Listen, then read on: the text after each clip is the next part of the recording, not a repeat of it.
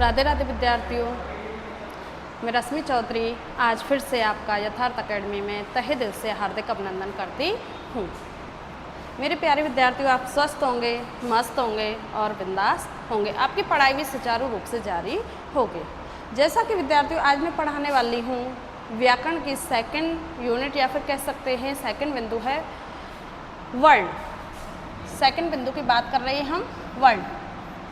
साथियों, कल हमने पढ़ा था भाषा टॉपिक और भाषा के बारे में हमने जो जो ग्रहण की है पिछली वीडियो में जो जो हमने पढ़ा है एक बार उनका रिवाइज कर लेते हैं। भाषा किसे कहते हैं? भास में आ धातु लगने से या फिर भास में भास धातु और अप्रत्यय जुड़ने से भाषा शब्द बनाया जिसका शाब्दिक अर्थ होता है विचारों एवं भावों का आदान प्रदान करना होता है, उसे क्या कहते हैं? भाषा। भाषा के माध्यम कितने थे? भाषा के 3 माध्यम थे। भाषा का कालखंड किस किस प्रकार हुआ वह हमने पिछली वीडियो में देख लिया है। और हिंदी की बोली कौन कौन सी है, यहाँ से भी आपके क्वेश्चन बनते हैं। आज हम चर्चा करने वाले हैं वर्ण की। बेटा, वर्ण यह वह बिंदु है जिसमें से हमेशा प्रश्न आते हैं। मैं आपसे फिर से कह दूं कि मकान की जो आधारशिला होती है वह नींव पर टिकी हुई होती है, जबकि पूरी व्याकरण की जो आधारशिला है वह वर्ण बिंदु पर टिकी हुई होती है। कैसे?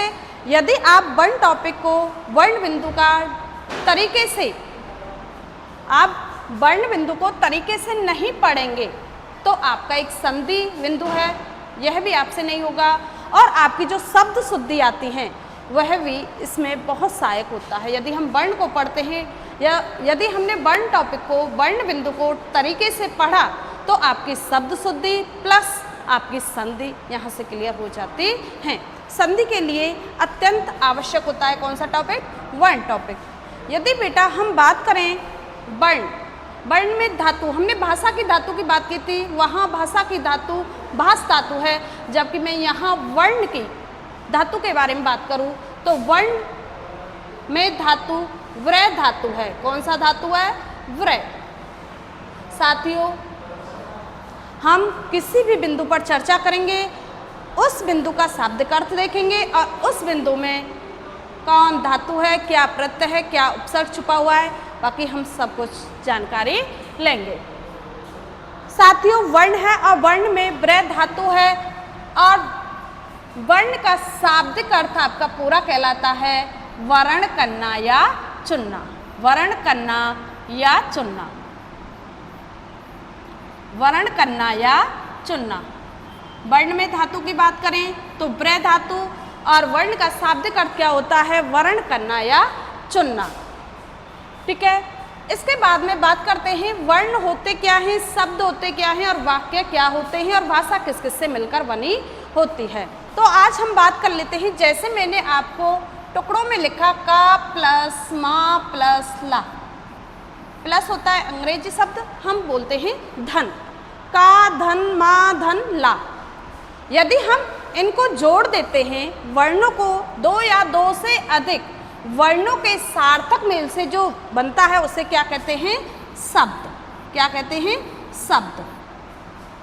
शब्द क्या बनेगा? अब मैं यहाँ आपको बताऊंगी। ये 3 वर्ण हैं, 2 या 2 से अधिक वर्णों के मेल को क्या कहते हैं? शब्द। अब यहाँ शब्द क्या बनेगा इसको देख लेते हैं।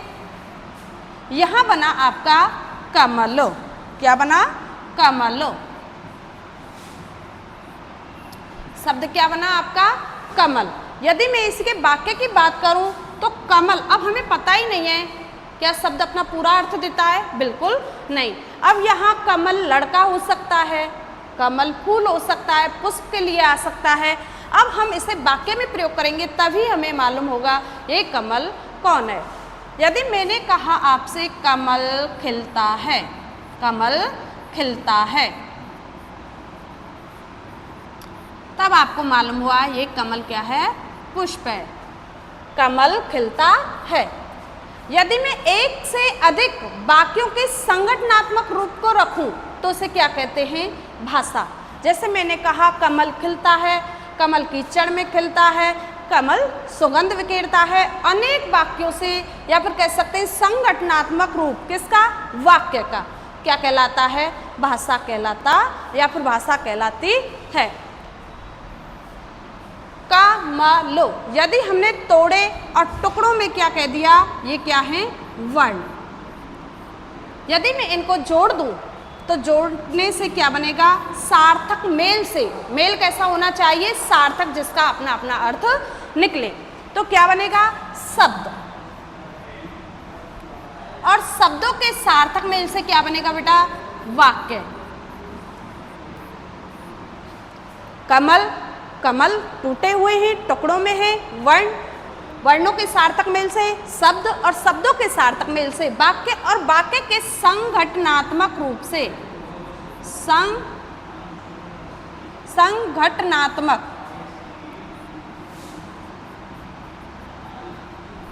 रूप को क्या कहते हैं हम, संघटनात्मक रूप को कहते हैं हम भाषा।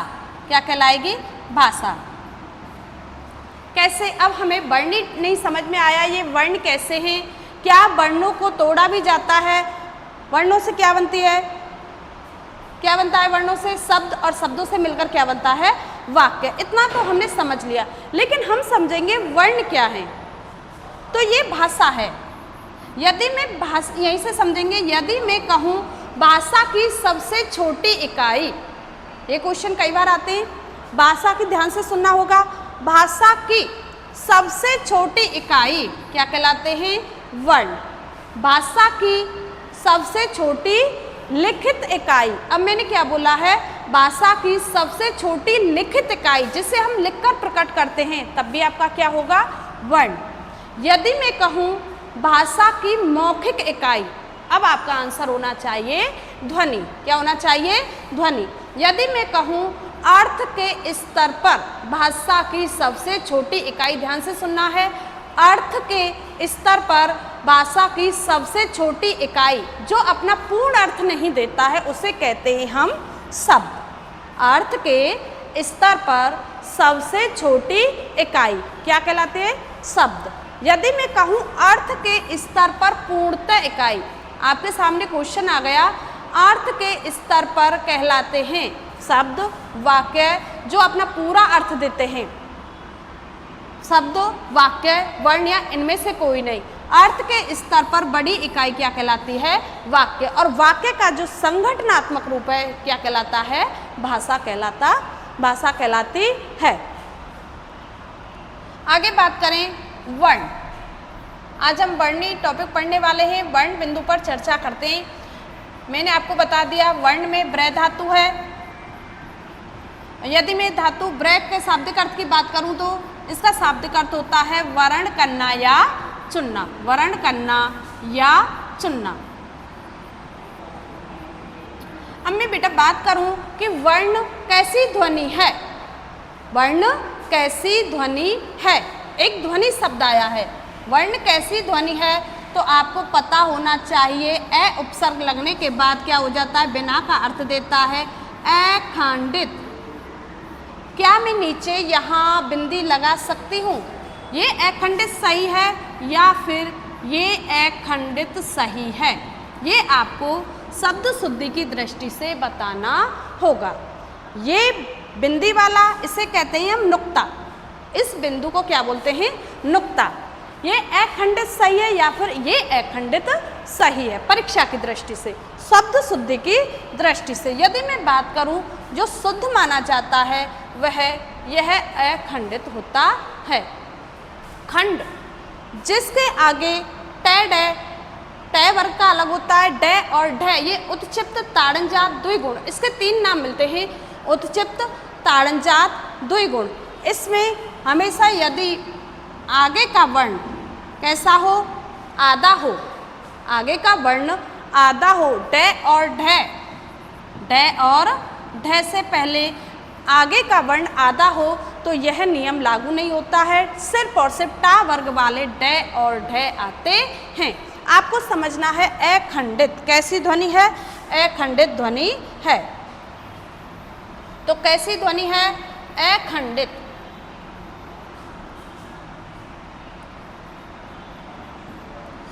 अखंडित ध्वनि है।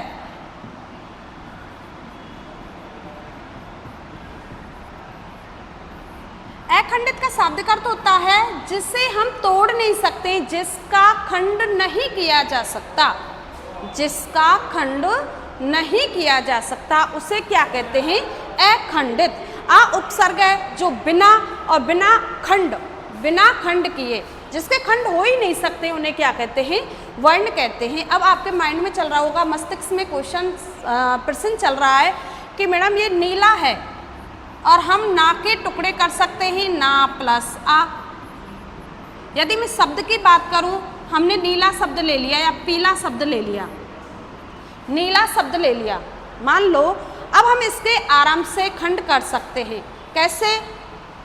ना प्लस ई, कौन सी ई? बड़ी ई। फिर क्या निकलेगा? ला, और फिर क्या निकलेगा? आ। तो शब्द के आपने खंड कर दिए। लेकिन यदि मैं कहूँ क्या आप ना के खंड कर सकते हो, क्या आप पा के खंड कर सकते हो, क्या आप का के खंड कर सकते हो, तो आपका आंसर होगा बिल्कुल कर सकते हैं। जैसे कि मैंने यहाँ किया है ना प्लस आ। तो मेरे प्यारे साथियों, आपको ध्यान देना है, ना व्यंजन है, आ स्वर है। आते किस में है? वर्ण में। ना व्यंजन है और आ स्वर है। व्यंजन हमेशा स्वर की सहायता से ही बोले जाते हैं। जो व्यंजन है इनका वजूद किससे है? स्वर से ही है। यदि स्वर अपने आप से निकल जाए तो व्यंजन कहलाते हैं। व्यंजन किसकी सहायता से बोले जाते हैं? स्वर की सहायता से बोले जाते हैं। और वर्ण के कितने भेद होते हैं? यही आपको समझना है। 2 भेद होते हैं। कौन कौन से? स्वर और व्यंजन। स्वर और व्यंजन, स्वर और व्यंजन, व्यंजन स्वर, व्यंजन और स्वर। तो वर्ण के कितने भेद होते हैं? 2 भेद होते हैं, स्वर और व्यंजन। यदि मैं बात करूं कि क्या वर्ण के टुकड़े हो सकते हैं, तो आज से आपका आंसर होना चाहिए कि नहीं, वर्ण के टुकड़े नहीं होते हैं। ये तो वर्ण के क्या होते हैं? भेद होते हैं, स्वर और व्यंजन। आगे चर्चा करते हैं। आज हम किस किस बिंदुओं पर चर्चा करने वाले हैं वर्ण टॉपिक के अंदर? वर्ण किसे कहते हैं? आज हम चर्चा करेंगे वर्ण किसे कहते हैं।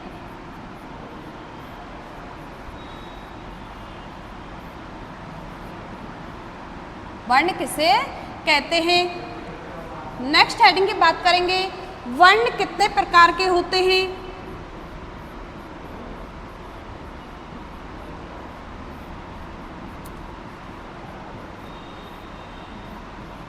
वर्ण कितने प्रकार के होते हैं, आगे चर्चा करेंगे।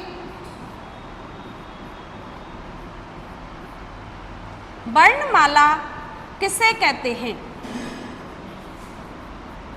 वर्णमाला किसे कहते हैं, आगे बात करेंगे। वर्णमाला में कितने वर्ण होते हैं? वर्णमाला में कितने वर्ण होते हैं? कितने वर्ण होते हैं, आगे बात करेंगे। स्वर के कितने भेद होते हैं? स्वर के भेदों की चर्चा करेंगे, जो आप एनसीईआरटी में सिर्फ 3 पढ़ते हो, ह्रस्व, दीर्घ और प्लुत। जबकि हम यहाँ कंपटीशन के दौर में चल रहे हैं, तो स्वर के भेद आपको 6 पढ़ने होंगे। कितने भेद होते हैं? 6। आगे हम व्यंजन पढ़ेंगे। व्यंजन के भेद आज हम इनकी चर्चा करने वाले हैं। वर्ण किसे कहते हैं, पहली हेडिंग पर चर्चा करते हैं। वर्ण किसे कहते हैं? यदि मैं परिभाषा की बात करूं,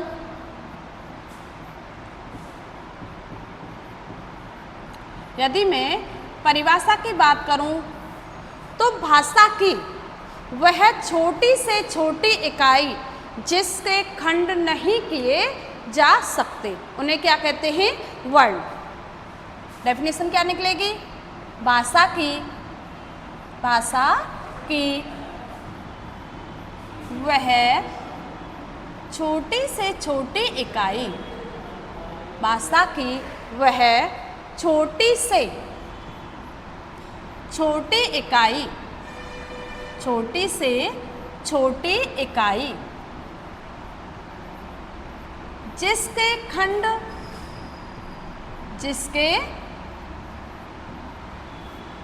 जिसके खंड नहीं किए जा सकते, जिसके खंड नहीं किए जा सकते उन्हें वर्ण कहते हैं।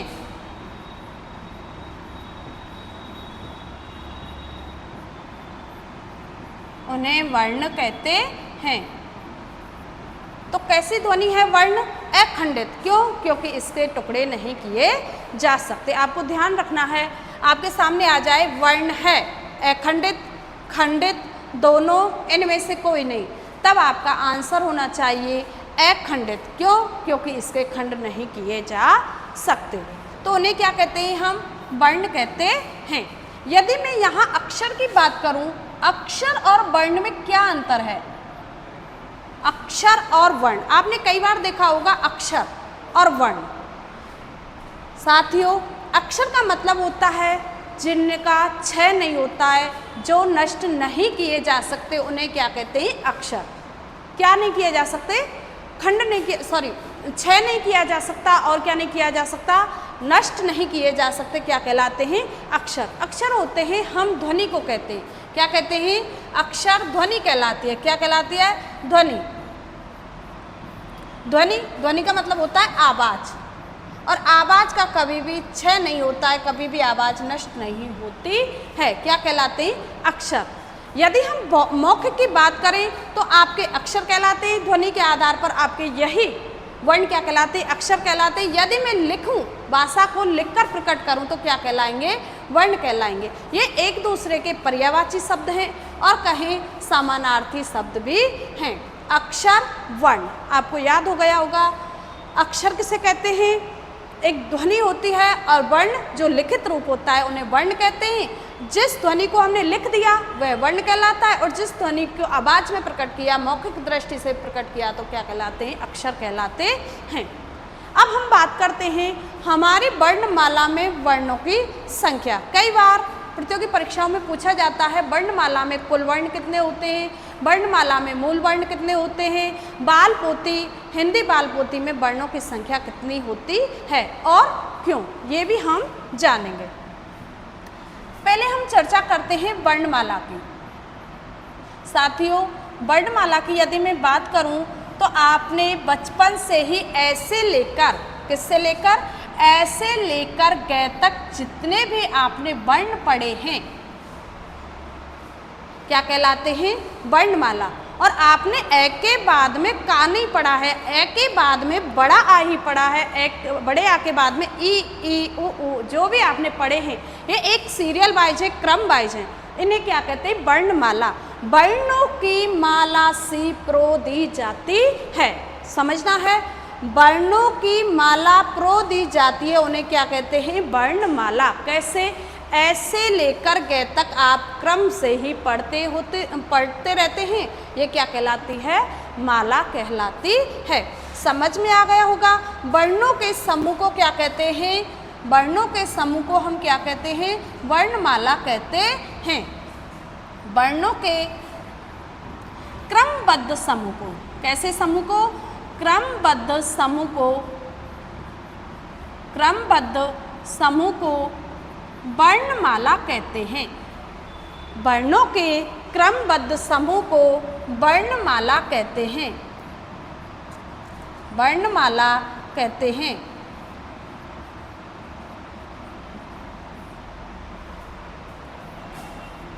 वर्णों के समूह को क्या कहते हैं? क्रमबद्ध समूह को, क्रम से जो पढ़ते हैं उन्हें क्या कहते हैं? वर्णमाला कहते हैं। अब आपका प्रतियोगी परीक्षा की दृष्टि से प्रश्न बनेगा कि वर्णों में कुल वर्ण कितने होते हैं? वर्णमाला में यदि मैं बात करूं, वर्णमाला में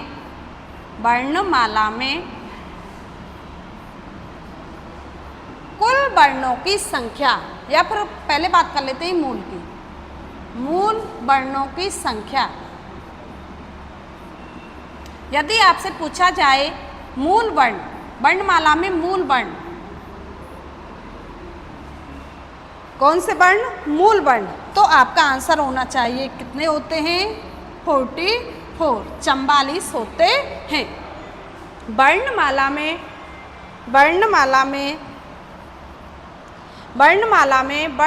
में मूल वर्णों की संख्या कितनी होती है?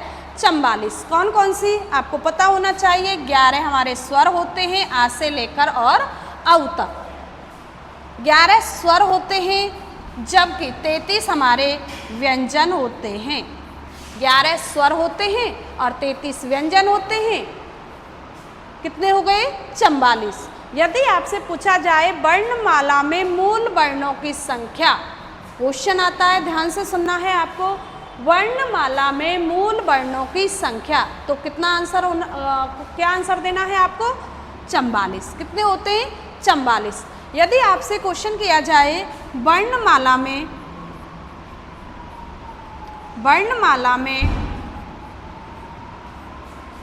कुल वर्णों की संख्या,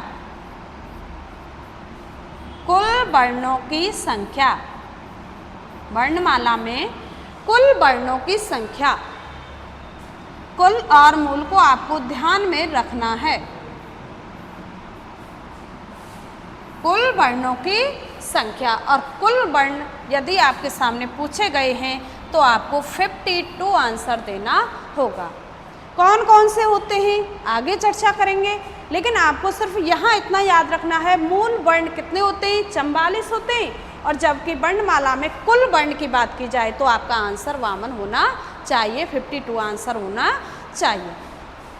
आगे बात करते हैं हिंदी बाल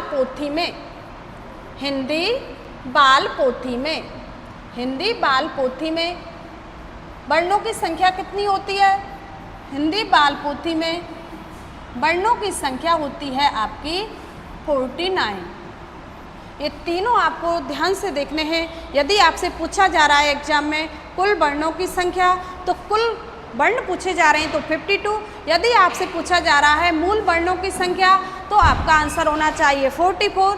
यदि आपसे हिंदी बाल पोथी के बारे में पूछा जा रहा है तो आपका आंसर होना चाहिए 49। अब जो भी मैं लिख रही हूँ इनको आपको ध्यान से देखना है, क्योंकि यहाँ से क्वेश्चन बन जाते हैं, कई बार एग्जाम में आ चुके हैं।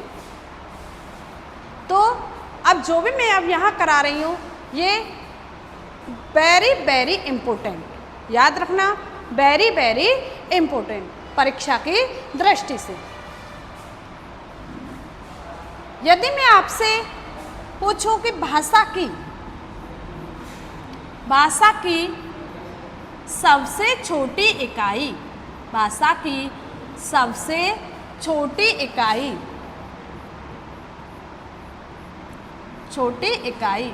अब आपको एक तरह से ये ध्यान में रखना है, भाषा है, भाषा लंबी चौड़ी होती है, वो वाक्य से मिलकर बनी है, वाक्य शब्दों से मिलकर बने और शब्द वर्णों से मिलकर बने हैं।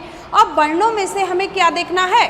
भाषा की सबसे छोटी इकाई, तो वर्ण होते हैं, भाषा की सबसे छोटी इकाई क्या बन गए? वर्ण हो गए। तो आपको ध्यान में रखना है भाषा की सबसे छोटी इकाई यदि आपसे पूछा जा रहा है तो आपका आंसर होना चाहिए वर्ण। समझ में आ रहा है? भाषा की सबसे छोटी इकाई आपके सामने है तो क्या है? आपके वर्ण। यदि आपसे सेकंड क्वेश्चन कैसे बनेगा? भाषा की, आपसे पूछा जा रहा है भाषा की सबसे छोटी लिखित इकाई, या फिर कह सकते हैं भाषा की लिखित इकाई, भाषा की सबसे छोटी लिखित इकाई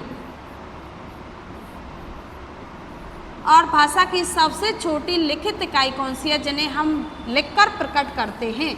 तो क्या कहलाते हैं? वर्ण। ये भी क्या है? वर्ण। क्वेश्चन बनेगा भाषा की सबसे छोटी इकाई है वर्ण, शब्द, वाक्य, भाषा, आपका आंसर होना चाहिए वर्ण। यदि आपसे पूछा जा रहा है भाषा की सबसे छोटी लिखित इकाई तो आपका आंसर होना चाहिए वर्ण। यदि आपसे पूछा जाए भाषा की मौखिक इकाई, अब मौखिक आपने समझा है, मौखिक होती है बोलकर, और बोलकर कौन सी प्रकट की जाती है? वर्ण या ध्वनि? ध्वनि। भाषा की मौखिक इकाई, और भाषा की मौखिक इकाई कौन है? ध्वनि। ध्वनि आंसर क्या होना चाहिए? मौखिक पूछा जाए तो ध्वनि, लिखित पूछा जाए तो वर्ण और भाषा की सबसे छोटी इकाई पूछा जाए तब भी वर्ण। आगे बात करते हैं अर्थ के आधार पर, अर्थ के स्तर पर, अर्थ के स्तर पर, अर्थ के स्तर पर छोटी इकाई, अर्थ के स्तर पर छोटी इकाई, अर्थ के स्तर पर छोटी इकाई, अर्थ के स्तर पर छोटी इकाई क्या होगी? आपके शब्द। क्या कहलाएंगे? शब्द। भाषा की छोटी इकाई वर्ण, भाषा की लिखित इकाई वर्ण, भाषा की मौखिक इकाई ध्वनि, भाषा की अर्थ के स्तर पर छोटी इकाई जो अपना पूर्ण अर्थ नहीं दे पाता है शब्द, और अर्थ के स्तर पर पूर्णतः इकाई। यदि आपसे पूछ लिया जाए अर्थ के स्तर पर पूर्णतः इकाई कहलाती है, अर्थ के स्तर पर पूर्णतः इकाई, अर्थ के स्तर पर पूर्णतः इकाई क्या कहलाते हैं? वाक्य।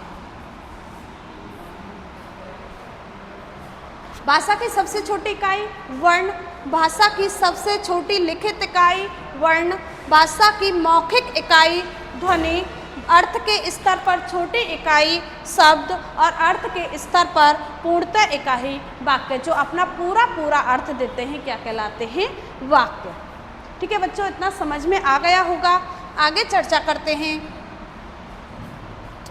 हिंदी वर्णमाला में, हिंदी वर्णमाला में, हिंदी वर्णमाला में, हिंदी वर्णमाला में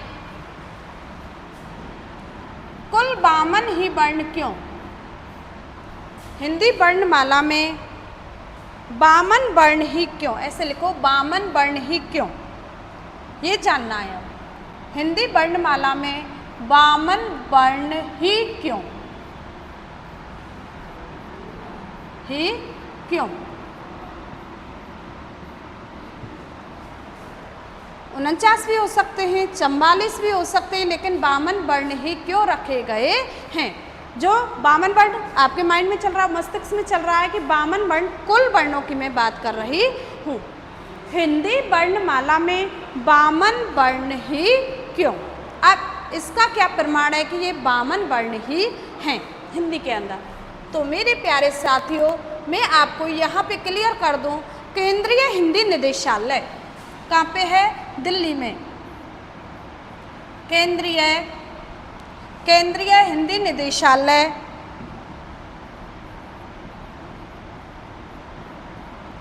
केंद्रीय हिंदी निदेशालय, केंद्रीय हिंदी निदेशालय सन की बात करें तो 1967 नई दिल्ली। केंद्रीय हिंदी निदेशालय 1967 के तहत 52 वर्ण ही हिंदी में रखे गए हैं। ये एक तरह से आपका प्रमाण है। किसके तहत? केंद्रीय हिंदी निदेशालय 1967 के तहत 52 वर्ण ही रखे गए हैं। आगे हम बात करते हैं और क्या है कि हम भारतीय संविधान पढ़ते हैं, भारतीय संविधान, और भारतीय संविधान में भी 52 वर्ण को प्राथमिकता दी गई है। भारतीय संविधान के तहत यदि मैं अनुच्छेदों की बात करूं के तहत भी कितने वर्ण स्वीकार किए गए? 52 वर्ण ही स्वीकार किए गए। अब कौन कौन से होते हैं आगे चर्चा करने वाले हैं। 52 वर्ण कौन कौन से हैं? भारतीय संविधान के तहत कितने वर्ण स्वीकार किए गए? 52 वर्ण ही स्वीकार किए गए। यदि मैं भारतीय संविधान के अनुसार अनुच्छेदों की और भागों की बात करूं तो आपको यहाँ ध्यान से देखना है। भाग 5 की बात करूं तो अनुच्छेद इसमें 120 रखा गया है। यदि मैं भाग 6 की बात करूं तो अनुच्छेद 210। यदि मैं भाग 17 की बात करूं और भाग 17 में अनुच्छेदों की बात करूं तो अनुच्छेद हैं आपके 343 से लेकर 351 तक। ये आपके क्या है, भारतीय संविधान के अनुसार 52 वर्णों को प्राथमिकता दी गई थी। 52 वर्ण हिंदी में हैं। कौन कौन से भाग में? भाग 5 में अनुच्छेद 120, भाग 6 210, भाग 17 343 से लेकर 351। अब यहाँ अधिकतर आपके एग्जामों में, आपके प्रतियोगी परीक्षाओं में भाग 17 को बहुत पूछा जाता है।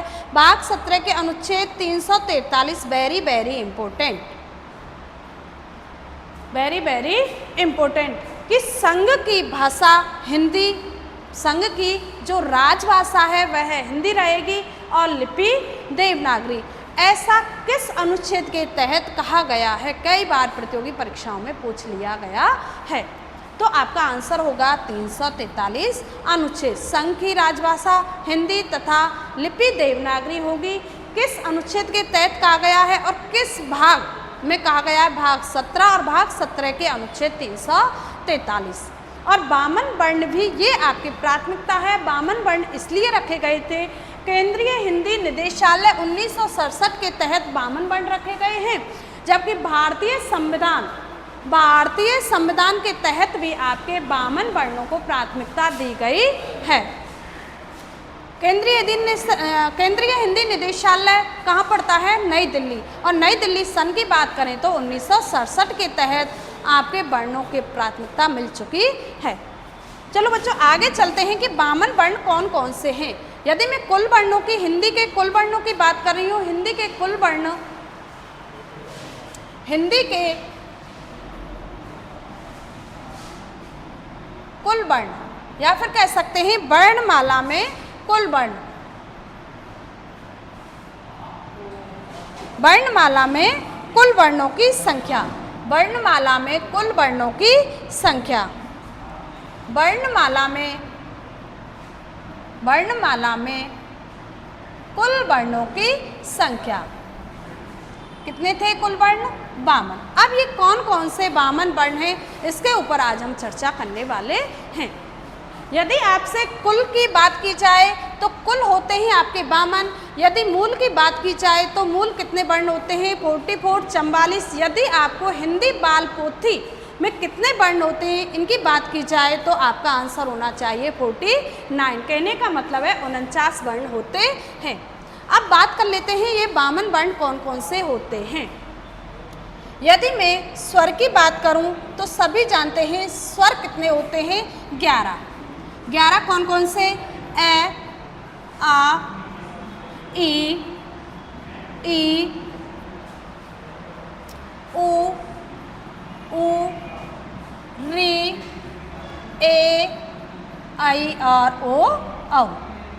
ये क्या है? आपके 11 वर्ण हैं जो स्वर में आते हैं। और स्वर और व्यंजन आपको डेफिनेशन याद होनी चाहिए। स्वर की यदि मैं बात करूं तो स्वर अपने आप में क्या है? पहलवान है। आपने देखे होंगे स्वर क्या है अपने आप में? पहलवान। क्या पहलवान को किसी की आवश्यकता पड़ती है? बिल्कुल नहीं। यदि किसी से मान लो झगड़ा हो गया, क्या पहलवान किसी के पास कॉल करेगा? नहीं। क्यों? स्वर क्या है अपने आप में? पहलवान। अब इसकी डेफिनेशन क्या बनेगी? वे ध्वनियाँ जो स्वतंत्र रूप से उच्चारित होती हैं, वे ध्वनियाँ जो स्वतः उच्चारित होती हैं, वे ध्वनियाँ जो निर्बाध रूप से उच्चारित होती हैं। निर्बाध का मतलब होता है निर उपसर्ग है। निर का होता है बिना और बाधा का मतलब होता है बाधा के। जो बिना बाधा के ध्वनियाँ उत्पन्न होती हैं, उच्चारित होती हैं, क्या कहलाती हैं? स्वर कहलाती हैं। एक बार क्वेश्चन आया था किसी प्रतियोगी परीक्षा में, मुझे इतना याद तो नहीं है, कि जब बच्चा जन्म लेता है तो किस ध्वनि को सबसे पहले निकालता है? मुख से किस ध्वनि को सबसे पहले निकालता है? तो कौन सी ध्वनि है? स्वर। और स्वर को क्यों निकालता है? क्योंकि ये बिना बाधा के ही उत्पन्न होती है, उच्चारित हो जाती है। ये भी आपको याद रखना होगा। कितने स्वर होते हैं? 11। ऐसे लेकर और अव तक। देखो सभी का ग्रुप है ए का, ई का, ऊ का, ए आई का और ओ औ का, जबकि री का कोई भी यहाँ साथी नहीं है। याद रखना मेरे प्रिय साथियों कि बड़ी री हमेशा संस्कृत में काम में ली जाती है। छोटी री हमेशा हिंदी में आती है और जबकि बड़ी री किस में जाती है? संस्कृत में। लेकिन बड़ी री की मात्रा हिंदी में काम में ले ली जाती है। आपको यहाँ मात्रा भी बतानी होंगी कि आ पर क्या मात्रा होती है? नहीं। बड़े आ की मात्रा ऐसे लगती है, ई की मात्रा इस प्रकार, बड़े ए की मात्रा, ये मात्रा मैं इसलिए बता रही हूँ क्योंकि संधियों में मात्राओं का ही खेल है। आ की कोई मात्रा नहीं, बड़ा आ, बड़ी ई, छोटी ई और बड़ी ई। यदि मैं ऊ की बात करूँ और बड़े ऊ की बात करूँ, री में आपकी मात्रा यह होती है, री।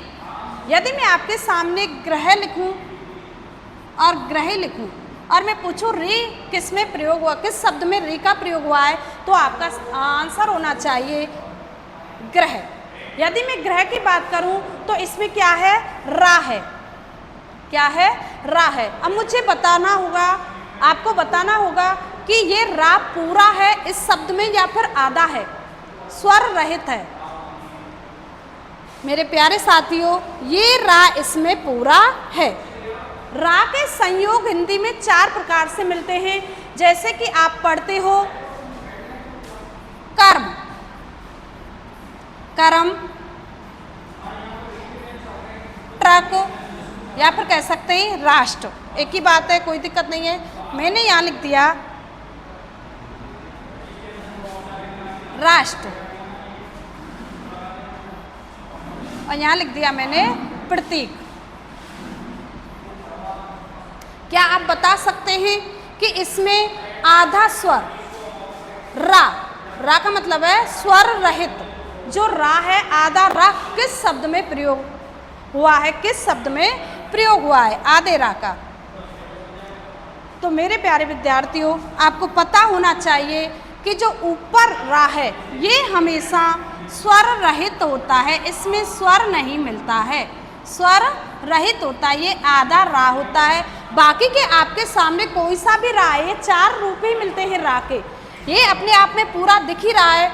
ये जो आपको दिखता है नीचे वाला ये पूरा होता है, जबकि टा और सा इसमें आधे आधे होते हैं। और ये रा कैसा होता है? इस शब्द में पूरा है। प्र में रा कैसा है? ये पूरा है। अब ये पा यहाँ तक आधा है, लेकिन ये जो आप चिन्ह बनाते हो ये वाला, ये आपका पूरे रा है। ठीक है, तो स्वर रहित रा, जिसमें स्वर नहीं मिलता है, मतलब आधा रा है। आधा रा कौन सा होता है? जो हमेशा ऊपर चढ़ा होता है। बाकी के सारे स्वर कैसे हैं? रा पूरे होते हैं, पूरे रा में स्वर होते हैं। आगे बात करते हैं हम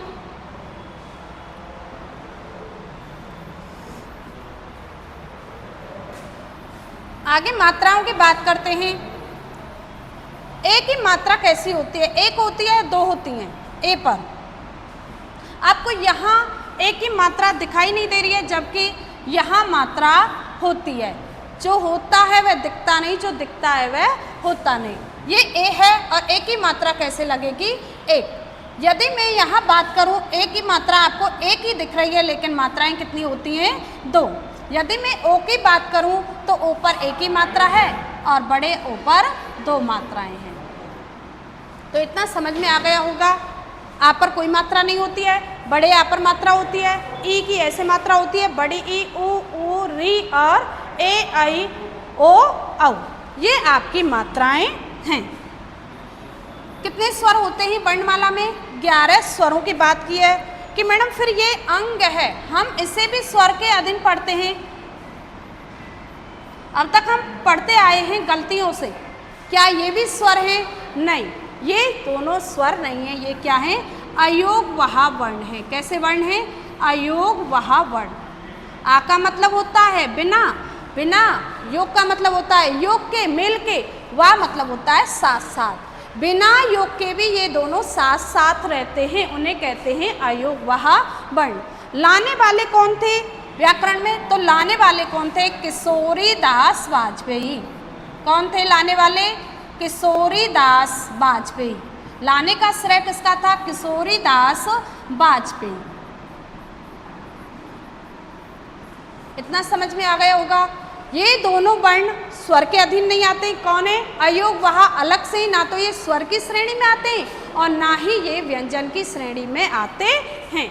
अयोगवाह आ का अर्थ होता है बिना, योग का होता है योग के, वाह होता है साथ साथ। जो ये अंग है ये अनुस्वार का काम करता है। किसका काम करता है? अनुस्वार का।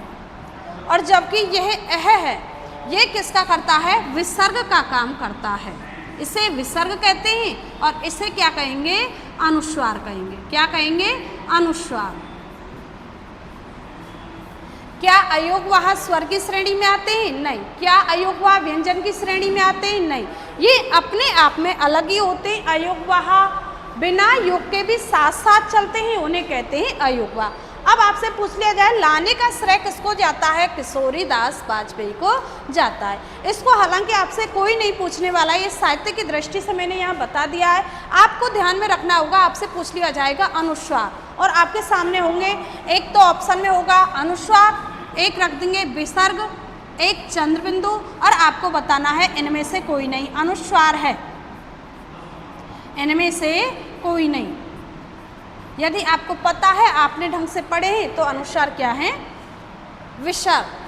अनुस्वार क्या है? जो ऊपर लगा होता है।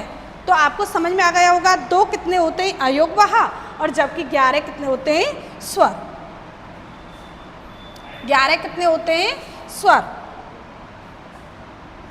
2 अयोगवाह, 11 स्वर।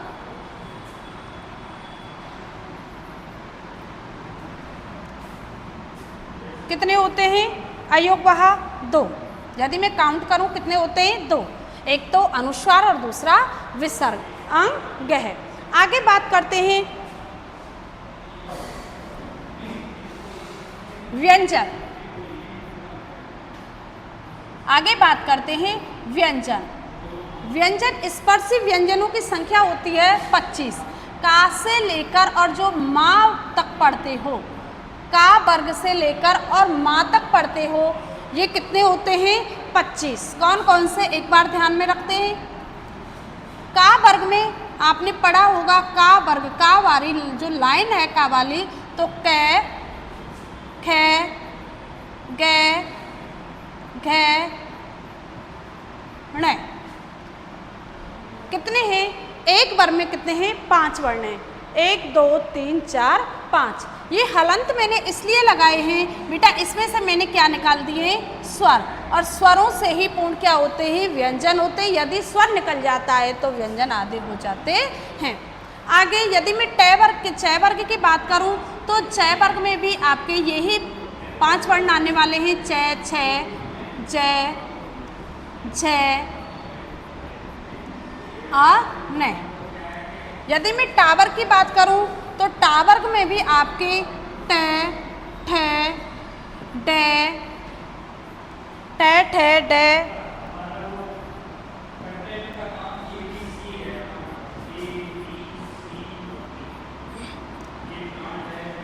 आगे मैं बात करूं फिर आएगा आपका तावर्ग और फिर आएगा आपका पावर्ग।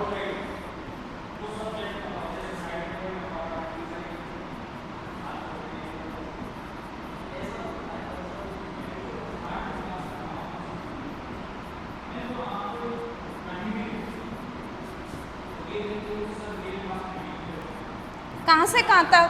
का से लेकर माँ तक। अब मैं कुल वर्णों की बात करूँ, स्पर्श व्यंजन में आपसे पूछ लिया जाए, इन्हें कहते हैं हम स्पर्शी व्यंजन, जो एक दूसरे को क्या करते जाते हैं? स्पर्श करते हुए चलते हैं। स्पर्शी व्यंजन कितने होते हैं? 5 5 5 5 5 5 का ग्रुप होता है। कुल टोटल कितने हो गए?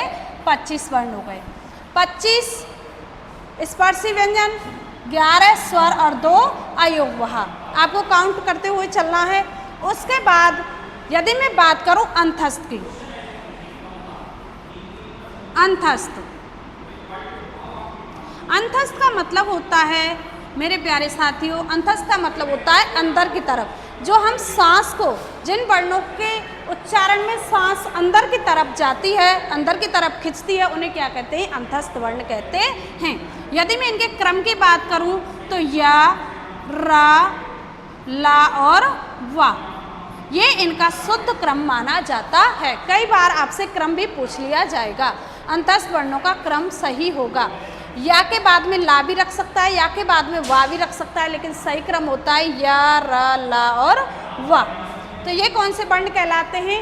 अंतस्थ वर्ण कहलाते हैं। यदि मैं बात करूं ऊष्म वर्ण की, ऊष्म वर्ण की, तो इसमें होगा सा। ऊष्म का अर्थ क्या होता है? घर्षण। और घर्षण जब हमारी श्वास वायु बाहर निकलती है तो कैसी निकलती है? इसका शाब्दिक अर्थ होता है गरम। गरम वायु बाहर निकलती है। जब हमारी श्वास वायु मुख के द्वारा निकलती है तो कैसे निकलती है? गरम। सा, सा, इसका भी क्रम आपको याद में रखना है, सा और हा। अंतस्थ वर्ण में कौन कौन से वर्ण आते हैं? या, रा, ला, वा। जबकि इनका क्रम और इनका क्रम आपको ध्यान से देखना है। कई बार एग्जाम में क्रम ही पूछ लिए जाते हैं। क्वेश्चन होगा निम्न में से अंतस्थ वर्ण नहीं है, और आपके सामने है या, रा, ला, हा। कौन सा वर्ण नहीं है अंतस्थ वर्ण? हा। क्यों? क्योंकि हा हमेशा किस में आता है? ऊष्म में आता है। यदि आपसे ऊष्म भूल भी जाते हो तो आपको दिख रहा है ऊष्म, सा दिख रहा है, और सा के अकॉर्डिंग आप तीनों सा को ऊष्म में रख सकते हो। किस में रख सकते हो? ऊष्म में रख सकते हो। ऊष्म का अर्थ है गरम। यदि आप बिल्कुल भी भूल गए, प्रतियोगी परीक्षा में भूल गए, आप एग्जाम में बैठे हो और याद भी नहीं आ रहा है, तो आपको ध्यान रखना है सा। वहाँ नाम दिया होगा और नाम में आपको सा देख के तीनों सा प्लस हा, ये ग्रुप इनके साथ में आता है। जबकि ये, रे, ले, वे, ये भी क्रम आपको देखना है।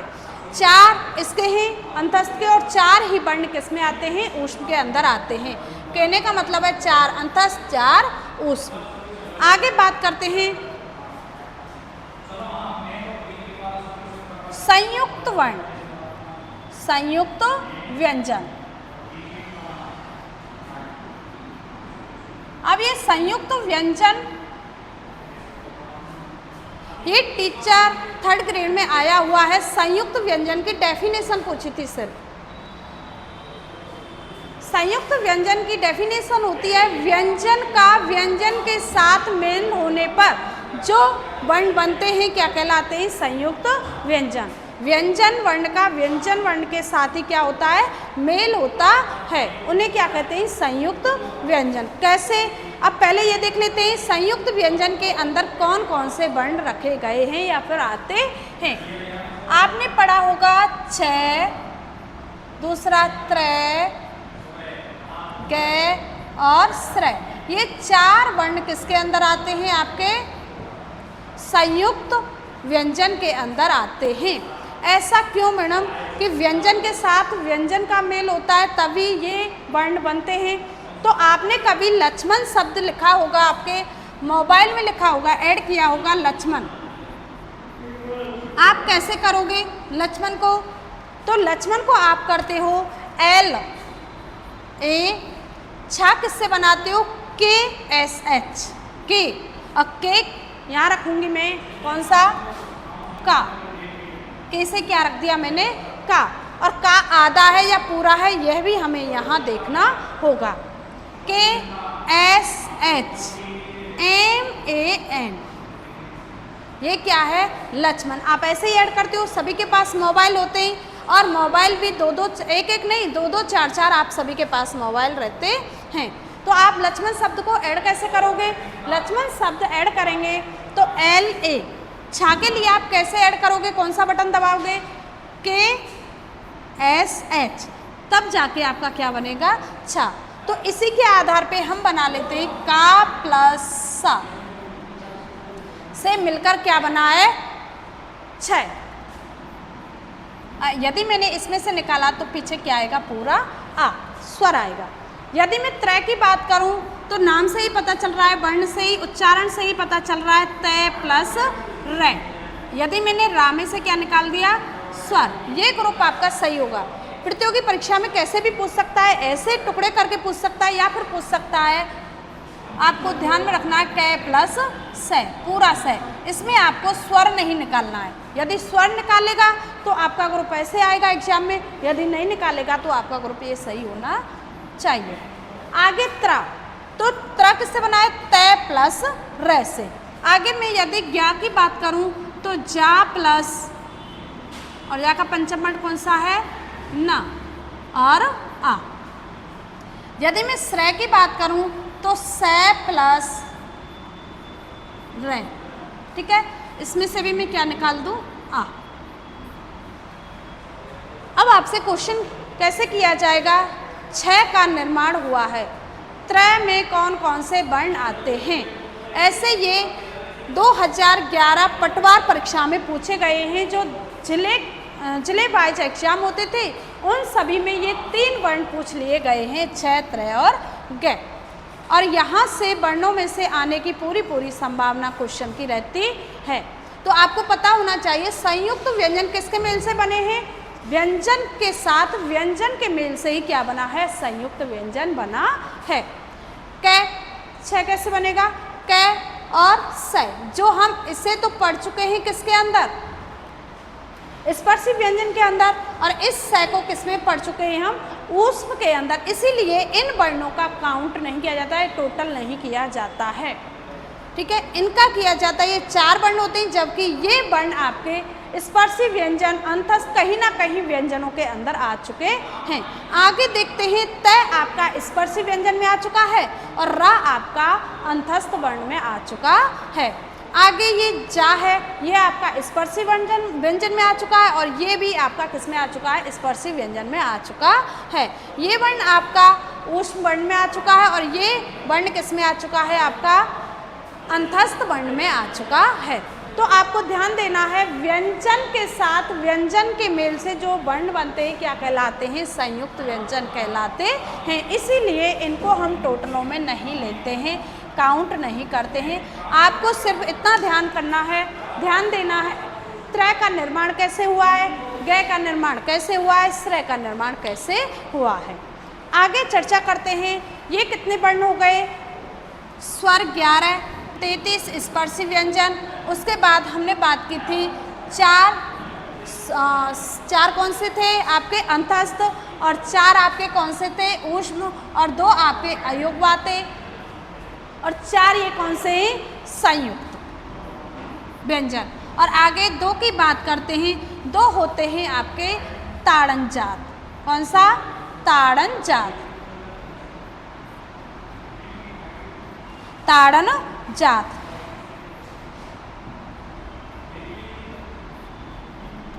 ताड़न जात, आप इसे ताड़न जात भी नाम दे सकते हो, आप इसका नाम उत्क्षिप्त भी दे सकते हो, लेकिन वर्ण इसके अंदर 2 ही है, लेकिन नाम इसके 3 है। आप इसे ताड़न जात नाम दे सकते हो, उत्क्षिप्त आपके सामने कोई भी नाम आ सकता है, और इसी का तीसरा नाम भी मिलता है द्विगुण। देखो वर्ण इसके अंदर 2 हैं और नाम कितने कठिन कठिन है, ताड़न जात, उत्क्षिप्त और द्विगुण। और वर्णों की बात करें तो डे, जिसके नीचे क्या लगा होता है, नुक्ता, इसे क्या कहते हैं हम, नुक्ता। डे और ढे, डे और ढे। तो ये बेटा कुल टोटल कितने हो गए आपके, 52 वर्ण हो गए।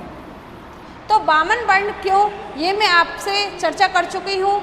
52 वर्ण इसलिए केंद्रीय हिंदी निदेशालय 1967 के तहत 52 वर्ण रखे गए, और भारतीय संविधान के अंदर भी भाग 6 की बात करें, भाग 5 की बात करें और भाग 17 की बात करें तो 52 वर्ण ही स्वीकार किए गए हैं। तो 44 वर्ण कौन कौन से, आपके 44 वर्ण हो गए 11 + 33, 11 + 33। ठीक है, आज के लिए इतना ही, नमस्कार।